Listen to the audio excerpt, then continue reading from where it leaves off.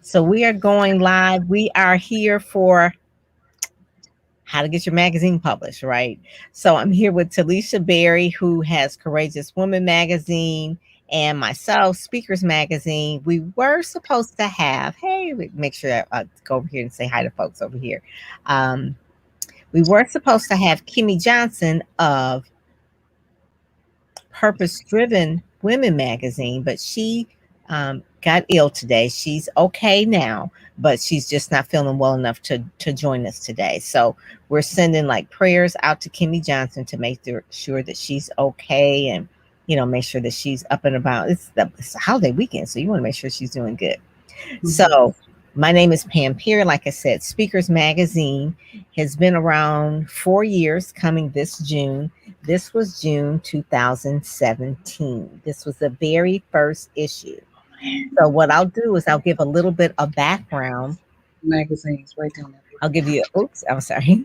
I'll give you a little bit of background of what is on that black thing, right? I'll give you a little bit of background about how the magazine came about. So started the beginning of 2017, and I always do a vision board, and I just knew that I wanted to do more with speakers and authors, which is I'm a publicist by trade. And so I've been doing publicity for over a couple of decades or so, and I wanted to do something different. And so what happened is I'm gonna bring Telishia up in a second. So I'm gonna move her from the screen. So what happened is that I decided that I wanted to do a magazine. Now Oprah has her own magazine. At one point in time, I was like, she has maybe I'll do P. But I just thought like, yeah, that's just so much vanity, right? It's like the Pam Perry magazine. But I knew that I wanted to pull together a collection of authors and put them in a publication to showcase them, primarily African American authors. And that was really authors and speakers. That was really who I was working with. And so the publicity game is that you get publicity when you have publicity, but how do you get that first piece of publicity, and where does that come from, and how does it look? And a lot of times you can't get on the cover of any type of magazine unless you're a well-known brand. And so with my branding accelerator program, I was showing them how to build a brand, but I knew I wanted to do something a little bit more different, right? And I've always had journalism background. That's been my background. I always love magazines, to the point where it's like my house is filled with a lot of magazines. My husband threatens like it's either me or the magazine. So right. So I've had another magazine before Speakers. People don't realize that, but I had another magazine that I started. It was called Soul Source. It was actually a tabloid magazine. It was once a month, and it was inserted in the Michigan Chronicle, which had a circulation of about 10,000. We were really good. We had a lot of freelancers pulling together, and it was really spotlighting what was going on in the Christian and the gospel community.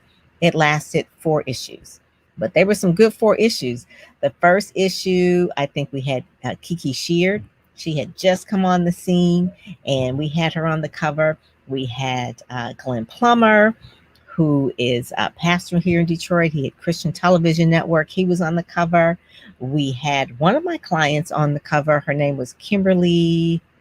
I don't want to say Kimberly Clark. That's something else. But Kimberly Elise, I believe, not Kimberly Elise. That's an actress. But she had a book, and it was right around the time when I was representing T.D. Jakes, who had come out with his movie. That was a long time ago as well. So she was on the cover talking about her book that kind of coincide with Woman Thou Art Loose, the movie. Then we had Angelo Henderson, which was one of my favorite covers. Angelo's not with us anymore, but he was on the cover. He was a journalist, Wall Street Journal. He worked at radio station. So anyway, so he was actually was a minister as well. So it had that kind of gospel flavor. We did 4 issues, ran out of money, couldn't get advertising, just was like, this is not working. First deal out. Then there was another magazine I was a part of. It was called The Hub Detroit. It's still around. We did physical copies. I would go and I would put them in my car, and I would distribute them out and take them to there was a free publication. You would take them to Whole Foods, and it was a mess. It was a mess. So now it's just online. The Hub Detroit is just online. I'm not a part of that anymore, but getting it up and going, it again was around Detroit. So I've always had that type of thing of doing the magazine. Soul Source was probably like the closest to what I kind of felt, because typically it was a lot of my authors that were writing and contributing to the magazine. Fast forward, so 2017, I said, okay, we're going to do Speakers Magazine. Speakersmagazine.net was available. Now we do have speakersmagazine.com, thanks to someone who gifted us speakersmagazine.com because someone else had it. So anyway, long story short, wanted to know how are we going to make this work. So I knew that I wanted the magazine to feed, meaning like give information to speakers of how to really be successful in the speaking field, and then also feature them so they can actually get shine. So every we've got all the speakers in between, and we have articles. So getting the speakers was really like my business model in terms of getting the speakers. A lot of them were my clients because I'd worked with them, so I would get their pictures and their bios because I've worked with them, so they were always ready to, go forward. The covers themselves were people who had events. So George Fraser, who was the first cover, had an event. Les Brown had an event. T.C. Cooper had an event, always had an event. Dr. Stacy N.C. Grant always had an event. So the process was, if you have an event, you're on the cover, I go to your event, I promote your event, I do the social for your event, I'm actually interviewing people on the red carpet for your event. So that was like I guess you would say that was the idea, right? More than once, they've been on the cover. If they have an event, they have an event. So just showing you, Ed Gordon had a book. So COVID, obviously, now 2020, COVID hit. And this was the first cover that I did not have an event attached to it, but he had a book. So Ed had a book. So we promoted the book. I interviewed him for that. And so that's where Speakers Magazine, I'm kind of going a little ahead of myself, but Speakers Magazine at a certain point then became like a podcast and a radio and a TV show. So that's how that came about. The whole magazine itself, again, was really to promote, feed, and feature speakers, African American speakers. So there's articles in there, and then it's also on the website as well, where if you are looking for speakers, you can go to the speakersmagazine.com and find all of the speakers there. They're there indefinitely. And then you can also share it out to social media as well as the other social medias that we have. So that's just it in a nutshell. I'm going to bring up Telishia, who will give her background story. See if she's ready now. Bring up her background story to tell how she got started. And then we'll go into what it takes to produce a magazine. Each one of us has a different role. I wish Kimi were here, but she'll come next time. But everyone has a different way in which they produce a magazine and the reason why it started. So before we even get into that, figure out like why you want to produce a magazine. Why is it necessary? Is it for promotional purposes? Is it for because there's a need in the market? Because like I said, I've had other magazines before and they failed. One, the distribution part failed for the Hub Detroit because it was so expensive and so time, labor, it's just a lot. So being online is one of the things. So we'll talk about and answer questions of how we actually figured out different parts of our magazine journey. There you go. All right. So Talisa Berry, so tell everyone a little bit about who you are. I'm going to go check on our Facebook Q&A over there to the side. But give people your backstory, how you got started and why you started.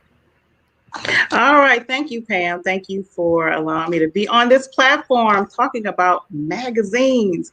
Oh my God, it's been a journey. And I'm Telishia Berry, publisher of Courageous Woman magazine, Courageous Men, Authors Who Launch. I started a long time ago.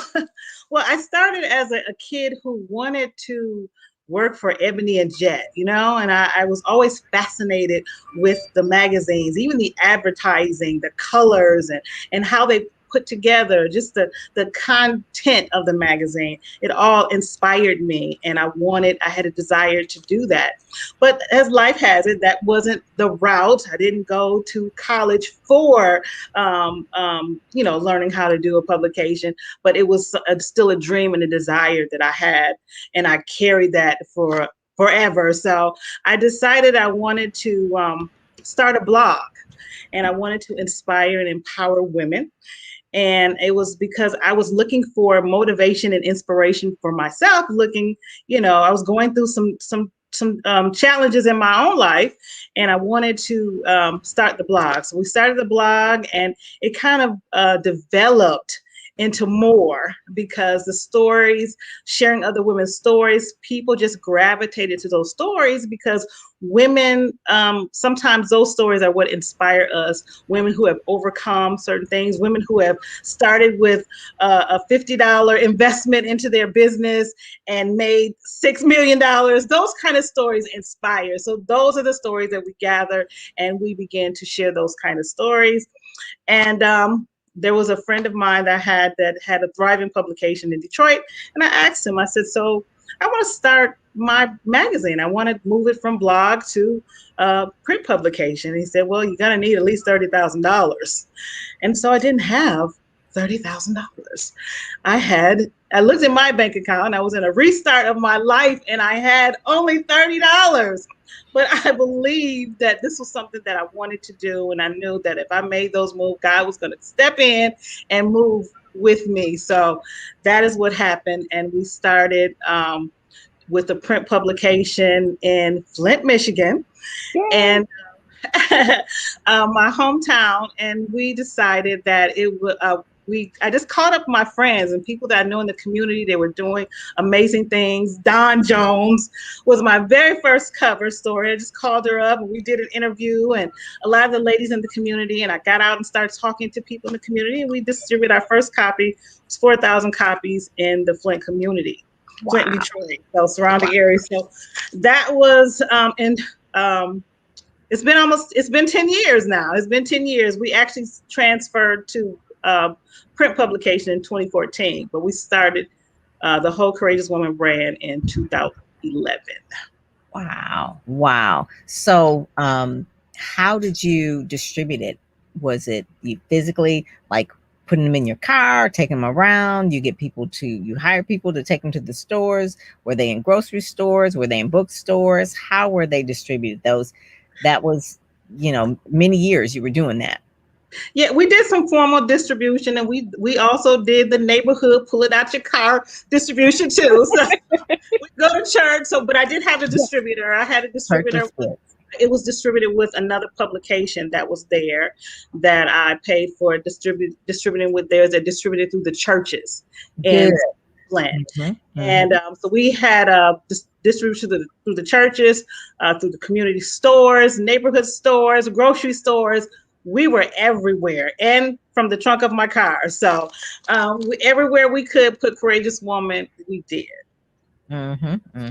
So I'm going to come back here. So in terms of doing the magazine, so we got the reason why. So Courageous Woman magazine, it was a courageous move for Telishia to do that in the first place. Speakers magazine was more, I guess you would say, almost like an industry or a trade publication, even though generally people can still get information from it because they're going to learn about the speakers themselves. So they'll know who they are, what they're about. It's like a people magazine, so you can learn about it, but really it's for speakers.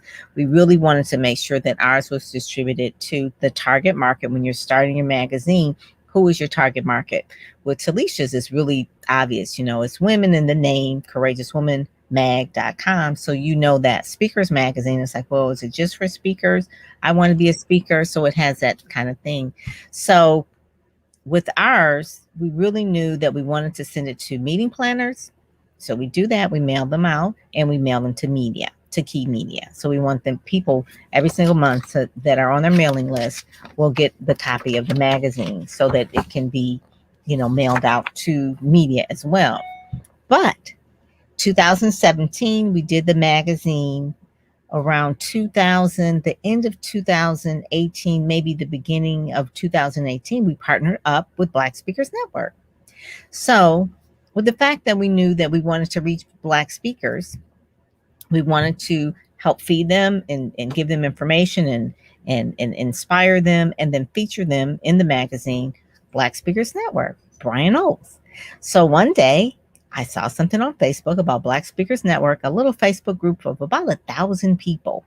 And I said, let me reach out to this gentleman. So I did, called him up on the phone. Courageous move, right? Telishia was like, called him up on the phone and said, hey, I want to know what your what your Facebook group is about, what your organization is about. And I really immediately, we talked for probably about an hour, and we really felt synergy with each other. I told him what my heart was, is to promote, feed, and feature speakers, and he said the same thing. And so we then became the official magazine of Black Speakers Network. His Facebook group at 1,000, roughly about maybe 1,000 people, is now at 12,000 people, because as a publicist, as a promoter, I went on the horn and just said, you need to join Black Speakers Network. And people can join the Facebook group for free. And then they have other, like a premium thing where you can actually be a part of the membership as well. But he's got 12,000 members now. So what he does every single month is he asks the BSN network, it sends out an email twice a month, I believe, or maybe once a month, and says, hey, would you like to be featured in Speakers Magazine? Now, our magazine is really a magazine that is an advertorial. Okay, so it's not a magazine where it is the people who are featured on the inside are advertorial. So that's where our business model is. So if people wanted to be in Speakers Magazine, this is an advertorial. And so she can now take this, she'll get a JPEG of it, she'll be in the magazine, she'll be actually in the digital as well as the print and on the website. So she has a marketing tool. Just to be clear, she has a marketing tool. Now, did the marketing tool, it has to be written in a certain style for the magazine as an editorial, but it is really like a marketing tool. That's why we call it advertorial, right? It's an advertorial. So people can go to speakersmagazine.net/advertorial if they meet the requirements. Requirements are they have to have a speaker's reel, they have to have professional photos, they have to have a really good bio, right? And then they have to have a website. So those are some of the basic requirements in order to be in here, because we want the website to look good, and we also embed the videos in the magazine online. So those are the type of things where ours is a little bit different versus Telishia. So Telishia, kind of tell your business model or your selection for stories, I guess you would say. Okay. Well, I have a couple magazines here. We've had some amazing women. Yes, Dr. Missy. Dr. Missy. Tell them about that cover. No, go back. Tell them about the cover on that. How did it get pink? Well, it was because it was Breast Cancer Awareness Month. Actually, our designer turned it pink. Yes, sometimes that's what we have to do because it was actually red. It was beautiful. Yes, and that is so. See the creativity of publisher brains and things like that. Yes. Yeah, and we wanted it to be pink. We did 2 covers actually that month, and it was Diana, and she's a fitness instructor, and she was working on helping women stay fit. So it was Dr. Missy she overcame she's cancer free now. So she had I see you have her as well. So she has an amazing story. I love her so much. I just want to show that's how she did it in the red and turned it into the pink. Yes, same photo shoot. Yes. So talk to the designers, and sometimes, when we have a theme and something that we want to create, and if it's not there, we come to the table and we find ways to create it. So to present the ideas that we want. So our business model pretty much is the other one too. The one with Cheryl. Oh yeah, we have Cheryl Wood. Yes. That one is good too. Her last event before SpeakerCon, before the COVID shut us down. I know. And so Telishia and I both were at SpeakerCon at the same time. We were both there as well. So it's again, a lot of collaborative things. Again, as African American speakers, we want to support and endorse. We want to share. One of the things that Telishia does is she wants to promote speakers as well, authors as well. Well, that's like your first love too, because you like writing. So you talk about your books in a little bit. That's another part of your business model. Mhm. Yeah, so what we do is women who have books and products and services, we do the advertorials as well. We create a story. We kind of operate as a PR for them. So we not only put them in a publication, we put them on our social media. We have speaker platforms. We interview them live as well as on our Facebook page, as well as our podcast. And also had a radio show at one time. So we Mm-hmm. find ways to not only promote them in the magazine, but different platforms as well. So, and we do. It is a fee, of course. So it's something that we use advertisers, but we also charge for some of our articles as well. So if it's promotion, it's promoting their book or service, their business event. We promote a lot of events. We actually have a couple coming up, as well as in our May issue, we have quite a few events that we promote. And so we tried advertising. I think one of our first advertisers that we had was a speaker company. Here's some feedback a little bit. Oh, this one here. Not a speaker company, but it was Mike's. So Mike Flags. Okay. And so that was the first time that we ever had an ad. And when I tell you, I used to sell advertising for like print publications for the Detroit Free Press and radio advertising for WNIC. Selling ads in a brand new publication. Now, this was 2017. The magazine had just started, and that was so hard to get this ad because they were like, "What are you trying to do? What the magazine is brand new." So anyway, they actually did give us, I think it was like $500 for this ad that was like brand new. They had never heard of George Fraser. It's a white company.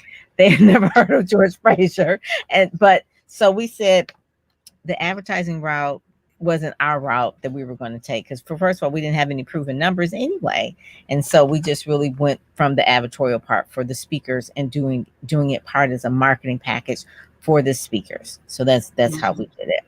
But let's get into some of the, if you all have questions, put them in the chat, because I see Ebony there, I see Dr. Fayola there, I see Kimberly there. She asked, how does she describe to the magazine?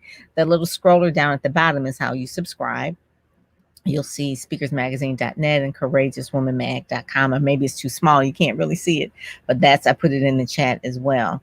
So what other things in terms of producing the magazine? So we've got to have funding for it. So you talked about how you did the ads, but let's talk about some other things that you did. Do you do it yourself? Do you design it yourself? No. Well, in the beginning, what? In the beginning, I had learned graphic design, and wow. I put together. Yeah, I got kids, so I had to learn, because my son did not have time. I was always trying to get him to help me do something. I said, you know what? I'm gonna sit here and I'm gonna learn this myself, and wow. I did. However, when we first started, I did hire a graphic designer, because it was, I was still fresh learning, but simple things I know how to do. But we did have to have a graphic designer, and we continue to have. We have multiple. We have a lot of graphic designers right now on the publications now. So as far as raising the capital, we had to. The advertising, when we do a local publication, the advertising came from local advertisers, those who have businesses, because we focus more on the local women being part of the publication. Everyone wants to see themselves in the publication and talk about the things that were going on in the community. So advertisers were more apt to advertise with us because we were focused right there in the community. The publication was free, so they could pick it up in the community. We did thousands around the community. When it's free, they have a better chance of getting their ad seen. So that's why we were more focused on advertising. Now on the online, we do have advertising, but we're more focused on those who are promoting their products, their services, their books, and those that have those type of products. They pay to promote their products in the magazine. So one of the things too that people think that a magazine is you just get subscriptions, right? You get people to pay for the magazine. And that's, I wish Kimi was here, because she has a subscription for her magazine, for the digital magazine. I don't know what the cost of it is for Purpose Driven Women magazine, but you can go and yours is too, is on issue. Yours on issue. So we all use Issue. There's other services you can use. We just all happen to use Issue, which is ISSUU. Issue.com, but you can do the Issue and you can have a premium channel or a premium account, and people can download it for free if you choose to let people do that, or you can just let them only see a few pages of it, and then they would have to pay for the digital issue. So depending on your business model with Kimi, Purpose Driven Women magazine, you can see like the cover and I think maybe the first 2 or 3 pages. Then if you want to get the digital download, you'd have to pay. So are yours, how is yours set up? Is people can download it for free, or because it's different ways that people can do it? They can view it for free. We don't have them download it. They can view it for free. Or a lot of the women that are featured, they purchase copies. So we do have that available. And we're now on Amazon. So you can go on Amazon and purchase one of our copies. So that's really good. I have, when Black Speakers Network, they did a takeover issue, and I can't find it right now, but it was really, really thick. Typically ours is only 16 pages. So it's only 16 pages and it's small, so people can download and they can actually print it if they want to. But the Black Speakers Network takeover issue, when they had their event, was like 32 pages. It was double. And so we have it so that people can go, we put it on MagCloud, and so people can actually print it. They get copies when you have an advertorial, you get copies. Typically you get 10 to 20 copies, but because that was so thick, they couldn't get their copies because one, it was a takeover issue, so they got a discount for the advertorial, so we couldn't give a discount for the advertorial and also give you 10 copies when it's double to print, because we actually have physical copies. So we put it on MagCloud, and so they can buy it on MagCloud. So that was another way to do it, but you can put it on Amazon as well. So yeah, so one of the things that Telishia does is that she has been doing her magazine for 10 years. And so she has distributed a print magazine in local communities and also in California as well. You did print copies as well. She can talk to people and coach them through how to really put together the editorial, because how many pages is your magazine? Woo, we have this month, I think it was about 67 pages, 68 pages. So we have really grown a lot. And so we just, when we have the articles, we just have to keep going. So typically we've been around 40 pages, but it has grown. This year has really grown. During COVID, we had a lot of women who had started businesses and they wanted to be part of the publication. So even with those publications, we do, they get they get 10 copies, I think. Some of the ladies who are featured, they get 10 copies. Yeah. So Jay Parker Scott asked, what is your reach nationally online with Issue? So our issue, when we have our issue, it's funny now trying to say the thing. We have 101,000 reach with ours because we have it go through all of our social media. So give you a little bit about how some of the things go. So when the magazine first comes out, whoever's on the cover, if it's Dr. Stacey NC Grant, we do a promo video, and that's with everybody that's in the magazine as well. So the promo video goes out. We actually interview them on Black Speakers Network. Like we said, their group is 12,000. We do a video that's circulated on social media, Facebook, Twitter, Instagram, LinkedIn. So it's 25,000 on LinkedIn, 25,000 roughly on Twitter, LinkedIn, so anyway, so that part right there, just trying to do the numbers. And so they do that. And then we do a press release. And so the press release is also our partner, which is blackpr.com, who actually gifted us with speakersmagazine.com because he was like, you need a .com. I was like, it wasn't available, dude. So he hawked it for us. And so I did a blog post about how he is just such a, he just is such a, like I call him a little Bill Gates, right? He just loves like technology. It's like, it's got to be a .com. So that we do a press release for that. And that goes out to all Black media as well. And it's usually on the cover about their event, and then on the inside about who's featured on the inside of the magazine. So we do the video, we do the interview, we do the website, obviously, then the website. So the website has all the videos there that are also embedded in the magazine as well. So it's a lot of different little pieces moving all at the same time. The end of the month and beginning of the month is always crazy. We always try to have it out at the beginning of the month, because if it's event oriented, then whoever's on the cover, they want to have it there.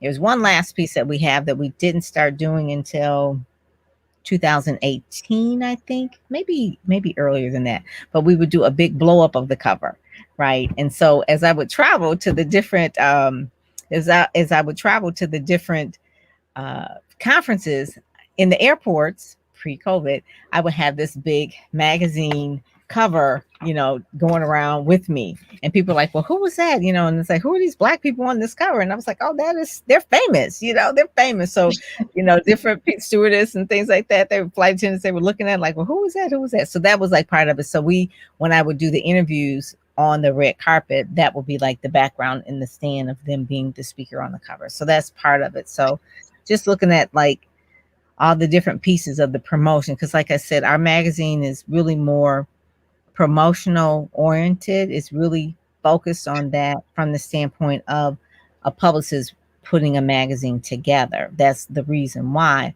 Now, Kimi, her magazine, Purpose Driven Women magazine, is different. Hers is more really featuring women, Christian women, and about purpose and that sort of thing. So she doesn't do a lot of the same type of marketing. She does do the Instagram and things like that, but like I said, hers is a digital magazine, and then people have to pay for the digital publication. So it's kind of like a subscription. That's what hers is like. Yeah. Well, we have been primarily free, and especially online. If they want to buy a print copy, they can order that. And of course, we can't give those away free. That right now they are online. But when we are in distribution in the communities, then those are free. So she says, Jay said, well, what is your national online? What is your reach nationally online with issue? Our reach online, we utilize several platforms, including all the social media from Facebook we have Facebook group and pages, and we have Instagram, we have Pinterest, we have Twitter, we have LinkedIn. So we're on all the platforms, and right now our reach is about 80,000. So actually, we just partnered with some other distribution companies, and we're starting with our next issue, will be a couple 100,000 more. So we're excited about that. Going in, just in our celebrating 10th year, we're just making some changes and upgrading, and so making Courageous Woman, it is the evolution. It is the evolution, and I forgot that I also put it on the blog, and then I also send out an email. Forget about that. We all do that. E-blast, we have the e-blast. I forgot about the e-blast. Yeah. So when you subscribe on our website, it goes into the emails of those who subscribe as well. And so one of the things that magazines, as a media person, you probably find this too, Telishia, is that when you're a magazine, you can go to different events and actually get in and interview people. Do you find that you do that as well? You're like a media partner. Oh yeah, especially here in California. I've done a lot of red carpets, and I've been invited to a lot of different events, and we go in and we write stories. I've met some amazing people. I actually met Yolanda Adams, and I love her. I attribute even the start of the brand to when I was going through a very troubled time. I listened to her all day, every day, to move me and motivated me, and I got an opportunity to talk to her about that. So I've met some amazing people just having the publication and being part of different events and conferences and an opportunity to go out of the country speaking on stages. It's been a blessed journey. So one of the things too, when people have a magazine, that they can be a media partner. So that's one of the ways to promote your magazine. So a lot of times, even with radio stations, because I used to work in radio, so the radio station would be like, we are the official media sponsor for, I don't know, whatever the event is, right? And so they would give that radio station a booth, and then they can actually interview people, at their booth or whatever. And same thing with magazines. So if you have a magazine, if that's part of your business model to do that, you could be a media sponsor. Obviously, they'll say you put your name on the logo on some of the materials. They'll put it in the program book, whatever, so depending on what your partnership is. I think we are the one we're going to partner with is a media luncheon that is coming up in Detroit in the fall. It's like an automotive media luncheon. And so we said we would partner with them, and basically what we would do is that we would give them like an ad in the publication, and then also they would do the it's like a barter. It's like a trade. So when you say Right. that someone's a media sponsor, it's like a trade. They do the signage and stuff for you at their event, and then you do the promotion for them through your online magazine website, all of that. So that's where sometimes how people want to know, how do you get your magazine to get the press? It's like you've got to do things like that. That's just part of it. Mm-hmm. Yeah, that part, being able to partner and sponsor and getting our logo on different programs and events, the signage and the trade-off has been awesome. We're doing that all the time. So is there any other thing? We've got like a few minutes. I'm trying to field some questions and things like that, and I'm sharing it on Facebook to some of the different groups as well, and also sharing it to Twitter. How about that? Since they got rid of Periscope, so we can't do that. So there any other things that you want to add in terms of production, in terms of what you felt you could have learned earlier, and it's like, well, wish I would have?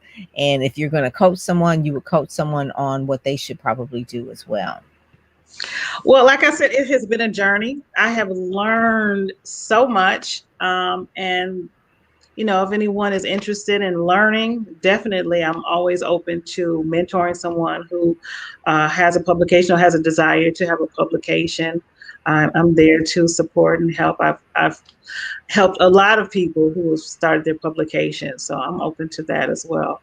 I think there's a lot of information out there. I think that if you want to start a publication, definitely educate yourself and get some information. And, if you want that additional mentoring, then definitely call me. I'm sure to call you as well. I'm sure they call you all the time too, as well. Yeah, a lot of times what I find is that when people, this is the main thing, that when people have their magazine, they're not really sure why they want to do it. Okay. Mm-hmm. So if you don't really have a strong why, then you basically would kind of like leave it up to, it's like willy-nilly, like, okay, I don't know, I just want to do a few copies, or I just want to, it's my birthday, I want to do a magazine.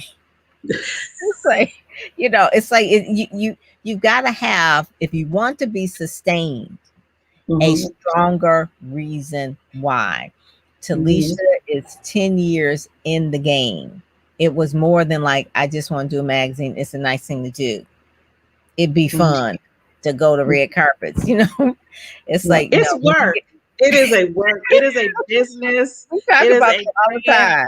It is a full-fledged business. We have staff, we have people, we have deadlines. It is a full-fledged business because we're responsible for putting the information out, the people that, we serve, and our clients that want the promotion. Yeah, it's a business.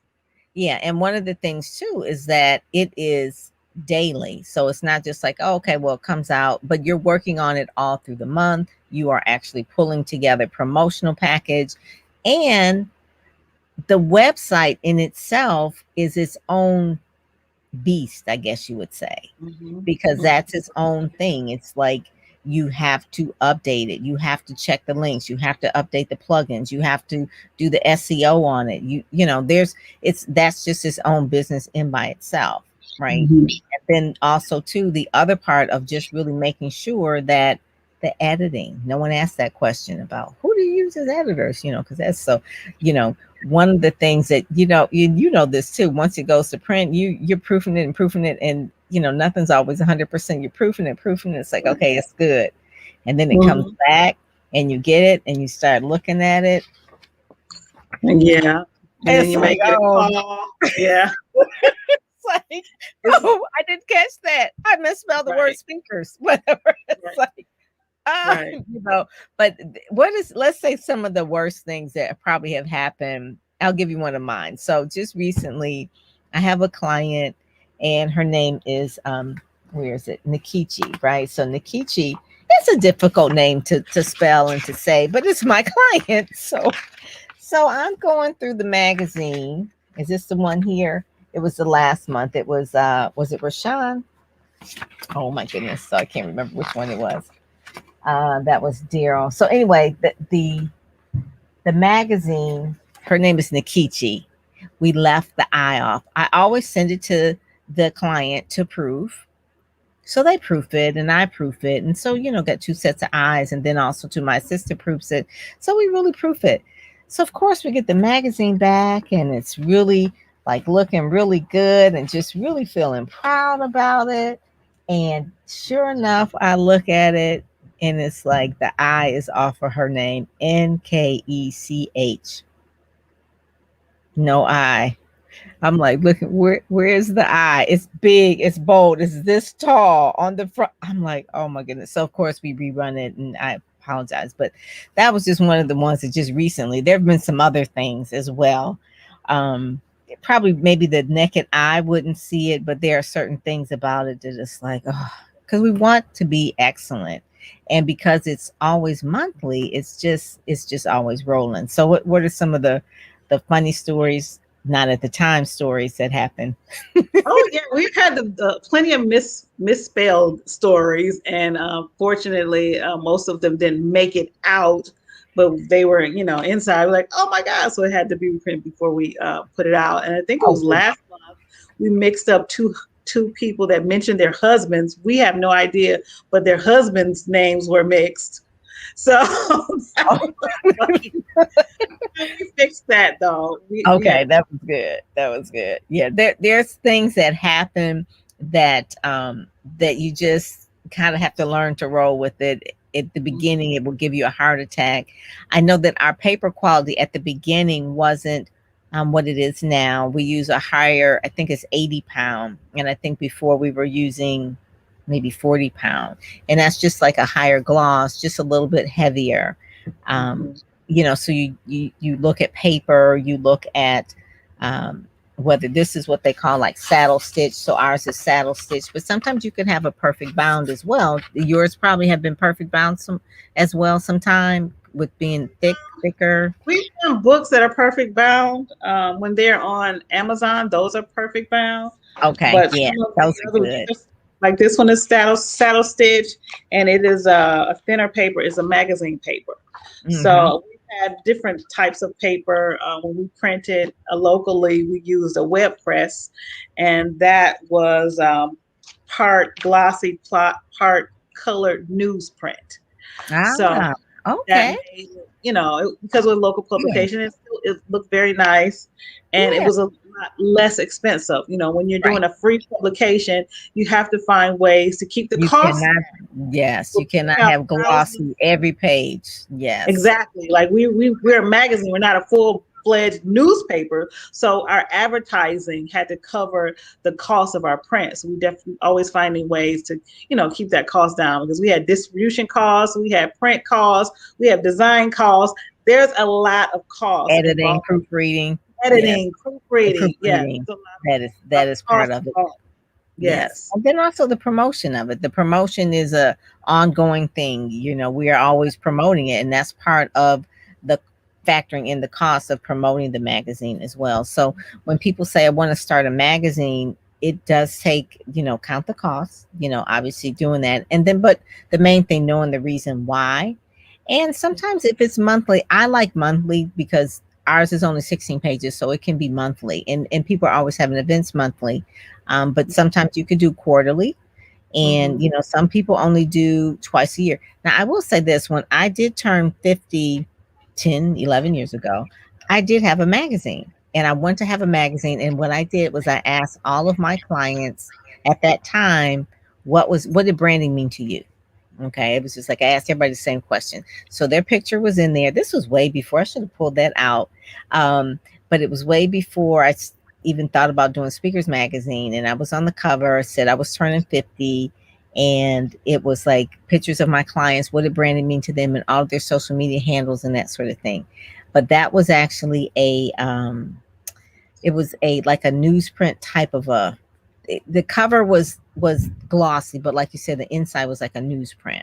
And so I Mhm. actually had that as well. But that was one that I did that I knew I would only have one issue because it was just 50.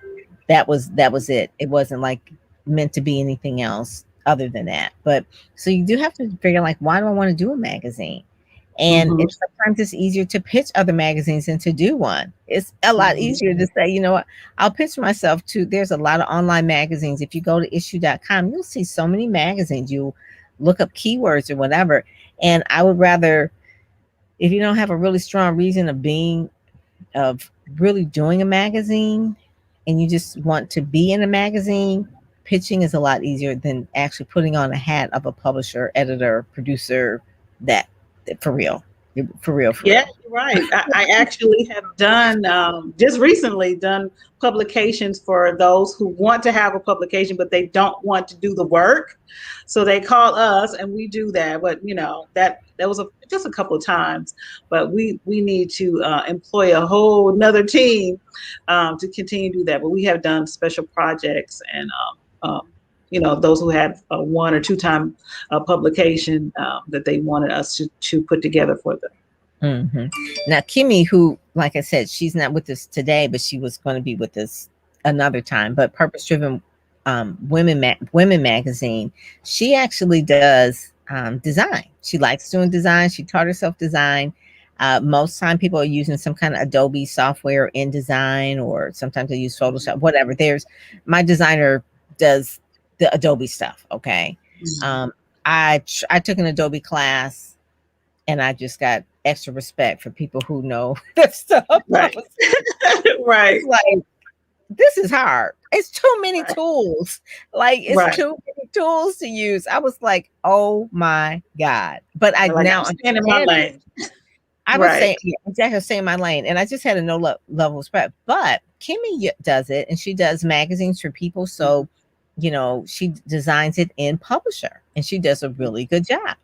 People Yeah. can also do the magazine in Canva. Mm-hmm. I've Mm-hmm. seen people do Canva. So, Oh yeah. whatever people, long as it looks good, because we didn't even really talk about that. But in terms of the aesthetics of knowing what looks good is a publisher's choice. I had someone the other day says, I had, out of courtesy, I said, here's the cover. So, again, Telishia, thank you for having me on the cover 1 month. And you said, here's the cover, Pam. What do you think? Now, when someone puts you on the cover and they let you know what they think, they're not asking you to critique it and tear it apart. They're just like, you like this or you like that. Like, we're not really changing a whole lot out of the brand of Courageous Woman magazine. What do I say? I like that, but change the font of your masthead. make it make it this or what, you know what I'm saying? It's just like I had We get someone the those other, though. We get those. Yes. We get those. People have yes. Can because we change the the magazine has to have a brand, it has to have a look. So font? all of ours have a look. Now Mm-hmm. maybe from time to time it can have a little bit of it, but typically it's like the look. So you can't say, "Oh, okay, well, can you make it so different that it's totally not looking like the rest of your issues?" Mm-hmm. And so Mm-hmm. someone asked us the other day to change the font, like make it one color here and one color there. I was like, "Have you seen a magazine? We've never done that before." It's always like it's the same color in the box here. That's what it is. So, Right. yeah. So a lot of times I will say too that the favorite part for me is always writing the publisher's page. Mm-hmm. You do a publisher's page or Yeah. publisher's Most of the column. time we do a public spread. Yeah. Yeah, and that's always just like a theme of like what the setting the tone of what the magazine is about. This one had Mm-hmm. to do with George Floyd, but I really enjoyed that part. And then also too, typically I would have like an ad on the back and then the ad on the inside, and that's usually like some kind of event or something that's launching. So Mm-hmm. if you're talking about advertising, when people say, "Well, I want the inside back or inside cover," those cover ads are more typically Right. charge more Mm-hmm. because it's premium, because you can get to them quicker like that way. Exactly. Or I've seen people do two covers, like a cover on the front, like they'll do this and then they'll Mm-hmm. flip it over and then there's a cover that way. I've seen I've that seen that. before. Mm-hmm. Have you I've ever never done that? done that. I've never done that. We just typically have at least 2 covers per issue. It's the Okay. same issue in the inside, but we may have 2 covers, and it's been time we may have had 3. But for the most part, I've never done where 2 covers, Where front and the back. back cover, yeah, the front and the back cover, because I always think the back cover is the back cover. But people, if you are the publisher, you can basically do whatever you want to do. Just Mm-hmm. have a reason why you're doing what you're doing. That's all I have to Mm-hmm. say. Just have a reason why. If you're going to have it free, if you're going to do have it for sale, or if you're going to mail it out, like we mail ours out to media, that's a cost that we incur, but we want to make sure that the people in the magazines get media coverage. So Right. that's part of it. So just having really like a business plan for the publication is important, and then talking it through with a coach, talking it Mhm. through with someone like Telishia, talking it through with someone like Kimi, or Kimi will actually help you with design. I mean, that's something that she just loves to do. Or even, in terms of promotion, that's what I really like, helping people put together the promotion for their magazine. If they want to write a press release, or they want to make sure that they are at certain conferences, and they want to make sure that they are, knowing who to partner with in terms of what their magazine would work with. Like, if you're in California, I think there's an organization called Black Women in Business. Black Women in Business, maybe. Oh yeah, yeah, yeah. Black Women in Business. So they typically have an email list. They're in California with you, but you're all over, But I'm just saying they're in that area. So Black Women in Business, they have events, or maybe they do an email, so you can kind of like do an exchange or a trade with each other, because it's just women, courageous women. Women in business are courageous, so that could be a good fit. So we help people find the right fit for them, so they can have legs on the publication. They can have Mhm. additional leverage, Mhm. instead of just being in a simple little box, and no one ever heard of the magazine, which there are a lot of magazines that people have never heard of, and they do really well because they have a strong niche, and they have a really thriving or exciting niche that's really supporting them. So that could Mhm. be good. Music magazines do well. There's a gentleman by the name of Larry Robinson. He has a publication called Gospel Update, and it's just about gospel. That's all it is, and he's been doing it probably over 20 years. He interviews Mhm. all the different gospel artists and things like that, but it's supported by the gospel artist community because they know that he's been doing it for 20 years. So consistency pays. It Right. pays. People Yeah, trust you. consistent and that right niche, that right concept. I think people should know something about what if you have a specific concept, make sure you have enough information about that, or know how to access that information, have some knowledge about it. That is so key. And I always say this too, that you can basically learn anything on Google, but you don't want to make sure that you're in business for real and you just went to Google University. You want someone who's been there, done that, right? Been there, done that. That's really the key. So if we Mhm. don't have any more questions or anything, we can kind of give some parting words and let everyone go for the evening. Thank you, Dr. Fayola, and those that are joining us. And even on the replay, if you can, should have said it earlier. And I'm really bad about that, about sharing the video out, because it's okay. If you're on Facebook, you can share it out. If you're on YouTube, you can share it out. So make sure that you do that, so people who are interested know that they can contact Telishia at courageouswomanmag.com or myself at speakersmagazine.net. Either one of us can assist you. If you have additional questions, or you've been thinking about it, it's like, well, what does this really mean? How much would it really cost? Where do I get a designer? Where do I even find a proofreader? If I wanted to have it on issue, oh, you're welcome, Jay Parker. If I want to have it on issue, I want to have it on Mad Cloud. I think there's some other ones too. I can't think of the name of it. I looked at all of them. Issue has their own marketing department that they help you market the issue. And for me, Telishia, it's like, I'm good. They give you too many ideas. It's like They're they've got constantly upgrading and yeah. adding, like cell phone.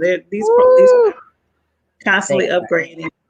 Facebook is constantly upgrading, and they want us to pay for everything now. So we have to constantly stay updated and change with the times. are. Um, Mm-hmm. So is there anything that you want people to contact you different way, or Courageous Woman Mag, is that the best way? They can email me at info@courageouswomanmag.com if they have specific questions and they wanted to contact me or one of our staff members directly. It's info@courageouswomanmag.com. I love that. I love that. Okay. And then your shows that you have a YouTube channel as well? And that's on the magazine website. Yeah, it's Courageous Woman YouTube. We're on our Facebook page, on our Instagram page. It's Courageous Woman Magazine on our platforms. Cool. All right. I love it. I love it. One of the things that I always tell people too is when you're branding, to brand the same thing over everything if you can. So for us, Speakers Magazine on Instagram and Facebook, that was available. So that's good. And on YouTube is Speakers Magazine. But on Twitter, we couldn't get it. So it's The Speakers Mag. That was the one thing. I was like, but we still use it. But that's one of the things. Oh, there was one other thing that I do. When the magazine does come out, we always have like a banner. So the banner is the cover, but it also has the people who are featured in it. And that's across the YouTube, not the YouTube, but across the LinkedIn group, Facebook page, and Twitter. So it has like its own banner. So that's so that you can see the listing of it says like who's featured this month or something like that. So that's part of it. I keep thinking about all the different parts of where we promote it. Yeah, that was another piece that we added. Eventually, as the magazine goes on through the years, you just add different things to it. It's like, well, what do we do? I remember when COVID first hit last year, we did a press release, and basically everybody was shut in, and Dante did a press release and says, hey, free magazines to download. And so he did like a little collage of all our magazines. People had more time because they were at home. It's like, here, read all the magazines. But they were always free anyway, but it was just bundled up in one press release. It's like while you're at home for the next, what we thought 30 days, which ended up 9 months, but yeah. So that's it. So if there is anything else, Jay Parker, Dr. Fayola Ebony, thank you for joining us. This will be here. We wanted to just really, so many people are starting magazines. We wanted to just really give people some food for thought, some advice. And if they really wanted to engage with us, they can always do that as well. To know, I always say you can either learn from mistakes or mentors. I'll take the mentor. Me too. I'm getting expensive too. Yes. Says you all are giving me a lot to think about in starting a publication. So good.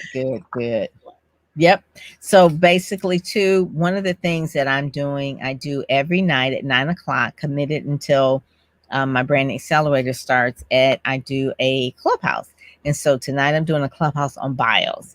So at 9:00, if you all want to meet me over there, and you can too, Telishia, because we were just talking about the clubhouse notifications. I'll ping you in right before you turn your notifications off. But we're talking about we're to talk about bios, how to really make sure that your bio is banging. Take it so that it's really good. And I'll read some examples of different bios, some older bios and newer bios, short bios.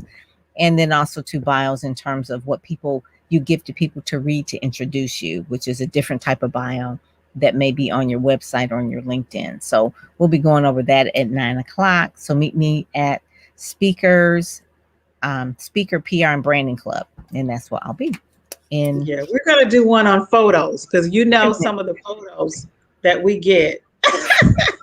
That's a whole nother thing. That's a whole nother. Oh my goodness. Well, when Kimi comes, when Kimi feels better, we should do that. We should really talk about photos, because that is when I tell someone I want high resolution, they don't know what I'm talking about. I said, I want it bigger. And, they're like, I don't know. So, yeah. And so just thumbnails, we get pictures, and they're looking off into the sunset, and we can't see their faces, or it's just not. Or looking like a driver's license picture. Magazine? Really? Okay. Right. Like for a driver's license picture or a seatbelt selfie, Right. I always tell people it's like, you don't want that. You don't want that. So yeah, so that's it. So Telishia, thank you so much for joining me today. This has been good. And we will be back. We will be back and doing this part 2 and talk about the other parts of production. Photos being the main part of it. All Yes. righty. Thank you. All right. So I will Thank talk with you you. later. All righty. All Thank right. you guys for joining us. Bye bye. I'm All Pam right. Peary and I am out.